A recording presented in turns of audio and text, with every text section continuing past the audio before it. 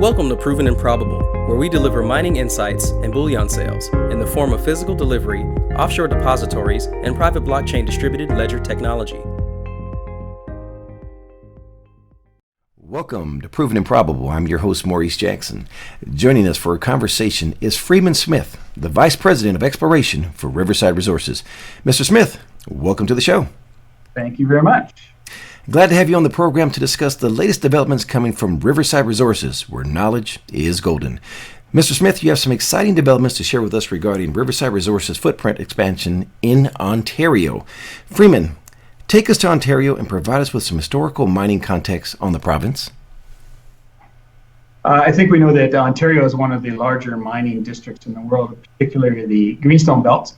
One of the most famous being Timmins, which has produced several 100 million ounces over its lifetime and has a lot more to share with us. A lesser known but not lesser insignificant is the Geraldton Greenstone Belt, which is just to the west of the Timmins Greenstone Belt. And it hosts a number of deposits. The one that's quite interesting and got us into the area is the hard rock gold deposit, which is currently at about 8.5 million ounces in reserves and resources. Speaking of the Geraldton Belt, Mr. Smith, please provide us some context for today's discussion by introducing the Beardmore Geraldton Gold Belt. Well, Beardmore Geraldton, as the name implies, extends from a little town called Beardmore east to another town called Geraldton, which is a larger mining district with quite a history. The nearest city would be Thunder Bay to the south and Timmins to the east. It's probably in the order of 250 kilometers long and about 40 kilometers wide. And it hosts a number of deposits, both past and present. One of the reasons we're there is because of Greenstone's activity in the area. I think we'll probably get to that in detail in a second. Germane to the Beardmore Geraldton Gold Belt, Riverside has made a strategic acquisition there. Please introduce us to the newest project in the property bank. Okay, the newest project is called the Pichette. It's named after the original prospector that prospected in the area and found the Pichette showing, which was near our project boundary.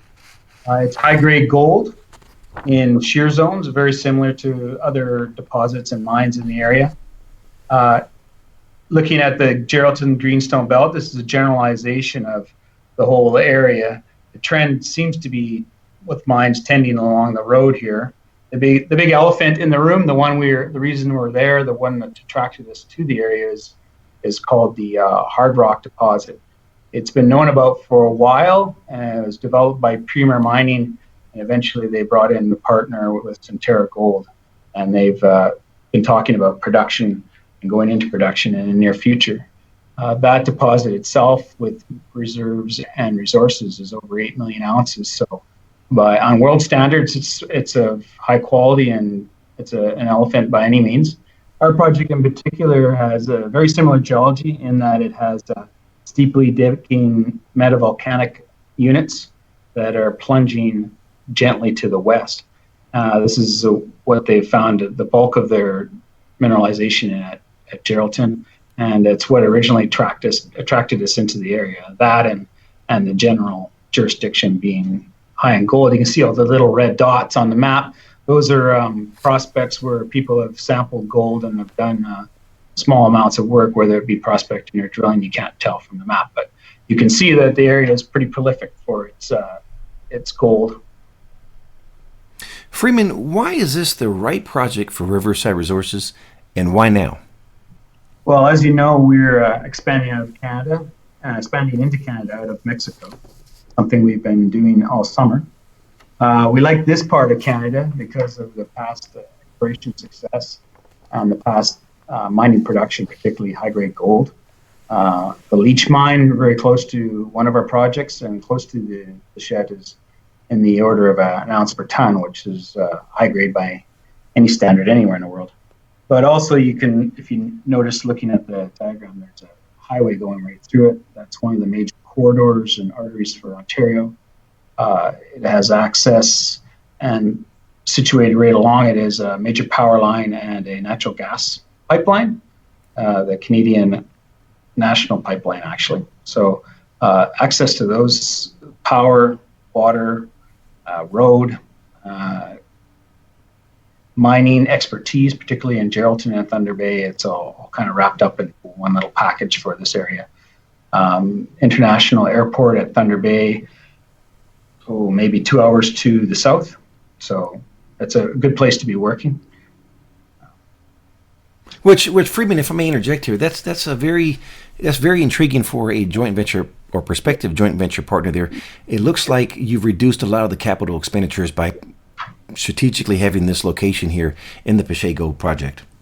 Absolutely. I think that's one of the biggest attractions to the area. I like the idea of being able to drive my Honda Accord up to the drill pad, kind of one of the attractions for this area for sure. And as you may probably already know, the permitting in Canada in general and Ontario is excellent. Typically, you apply for a permit and you have your answer within 50 days. So right now we've got permits for most of our projects, not Pichette yet because it's just a new discovery. We've only been looking at it for a month, but we anticipate permits in place before Christmas or shortly after. Permitting in Ontario is pretty straightforward. It's a matter of filling out the right forms, connecting and contacting with First Nations, and telling them what you're going to do. And after that, there's a pretty simple procedure that you go through to get to the point of being able to drill. Now, Freeman, one more thing that's important here is, what is the relationship with the natives there?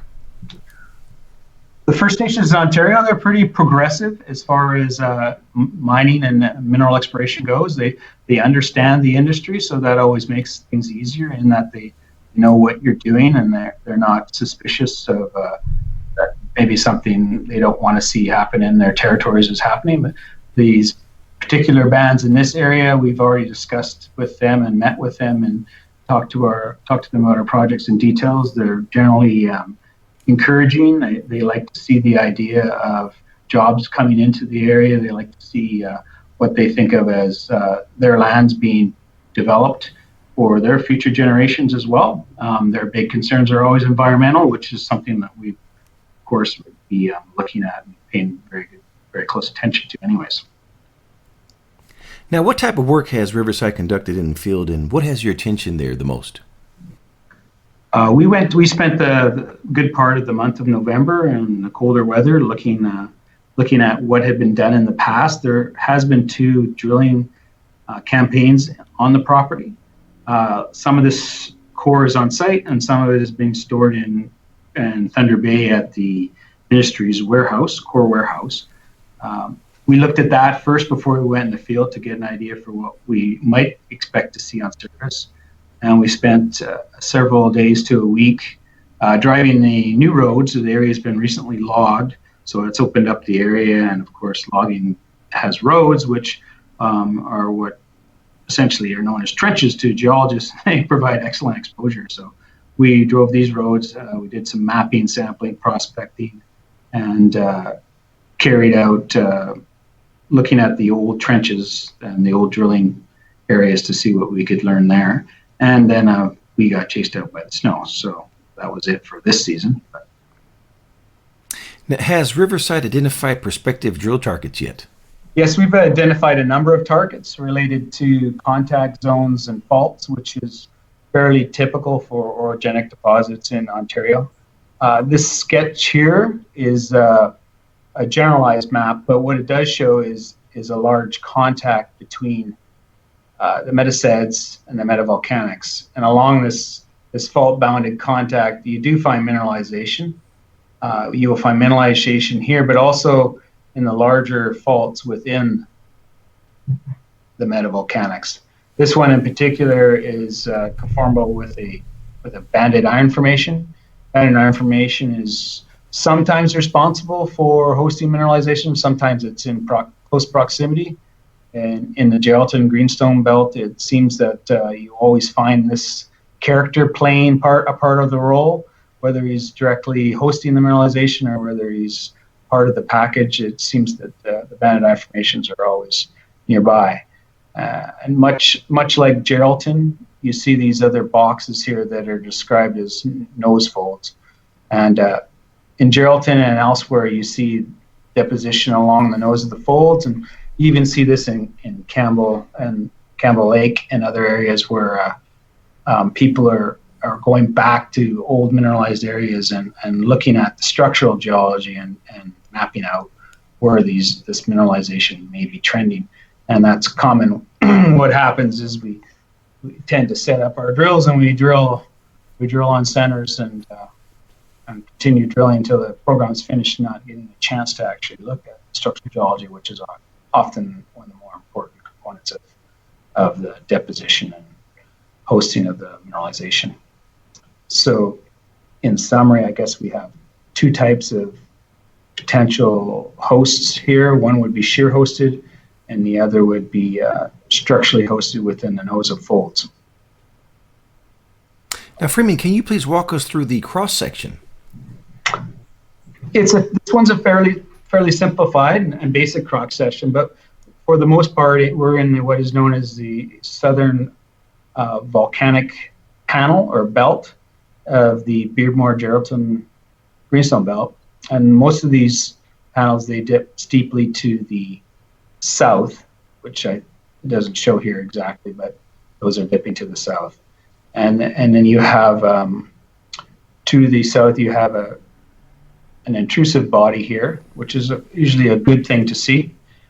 There's your heat source and maybe your engine for moving mineralized fluids around and concentrating them. And then to the north, which is gray, you have the metasedimentary rocks. And these rocks in themselves can be fairly good hosts, but they're also letting you know that you're close to a important terrain boundary, which is mapped by the fault there, the squiggly black lines. And this is also an area where you may find mineralization as well. Before we close, what is the next unanswered question at the Pichette? When can we expect an answer, and what determines success? I think the immediate next step would be getting permits. Now that we've completed our conversations and consultation with First Nations, I think we should be receiving those before Christmas. That'll allow us to either go back out ourselves or go back out with a partner. And what will determine success in that respect will be access, and we have excellent access. So getting out to do what we want to do should be fairly simple at this point in the stage once we get permits. And let me ask you this, Mr. Smith. How about geophysics? Geophysics is something that we consider like the next step. We've defined targets, but I think geophysics is the way to confirm and further support your theories for targeting and drilling. And that would be something we look at doing early in the new year if possible, possibly extend maybe into the spring. Mr. Smith, for someone listening that wants to get more information on Riverside Resources, please share the contact details. Rivres.com. As a reminder, Riverside Resources trades on the TSX.V, symbol RRI, and on the OTCQB, symbol RVSDF. Before you make your next bullion purchase, make sure you call me. I'm a licensed representative for Miles Franklin Precious Metals Investments, where we provide a number of options to expand your precious metals portfolio, from physical delivery, offshore depositories, precious metal IRAs, and private blockchain distributed ledger technology. Call me directly at 855-505-1900, or you may email Maurice at milesfranklin.com. Finally, we invite you to subscribe to provenandprobable.com, where we provide mining insights and bullion sales. Riverside Resources is a sponsor of Proven and Probable, and we are proud shareholders for the virtues conveyed in today's message. Freeman Smith of Riverside Resources, thank you for joining us today on Proven and Probable.